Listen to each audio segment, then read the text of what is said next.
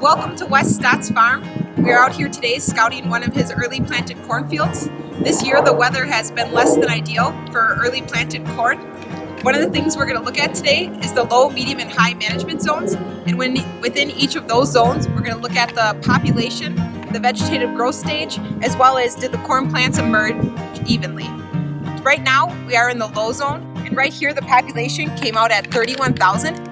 And if you're interested to see how to calculate population in a field, you just take a tape measure, put it at 17.5 feet, and count the plants in there and times it by 1,000. But if you want to look closer here, you can see right here the plants aren't evenly emerged. You got some that just poke through, some that are starting to just unroll, and some that have leafed out already.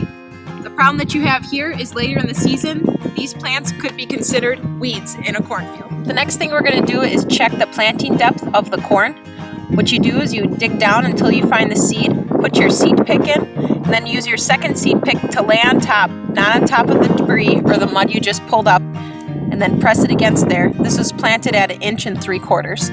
We are now in the middle management zone, and the population is 33,000 here. And as you can see, the plants have more evenly emerged, so therefore there's no corn weeds to speak of in this middle management zone. The plants are also at VE for the growth stage. We also checked the depth. It is still at 1 3/4 inches, so that's consistent with the low management zone. Here we are in the high management zone. The plant population here is 34,000. The plants here also have emerged more evenly. Most of them are at VE, but there are a few at V1.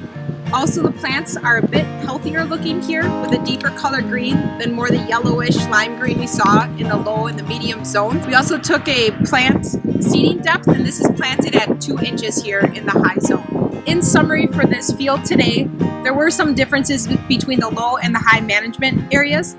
The higher management did have the higher population, and we also noticed in the medium and the high zones that there was more even emergence. The low zone was the worst for showing the inconsistency in emergence.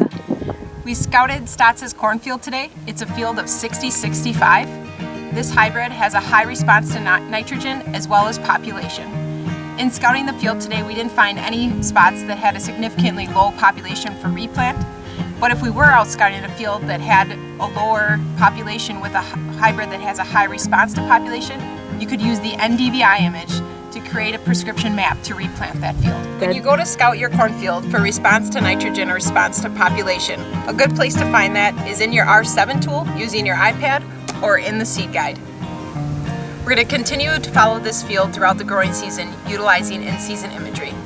The farmer as well has many other cornfields that he has planted hybrids from our answer plot system, which tests over 240 hybrids.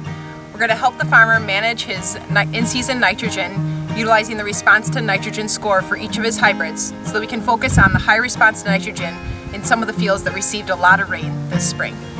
This is not funny, this is very serious. Do you know why you whisper in the cornfield? Because there's a lot of ears around.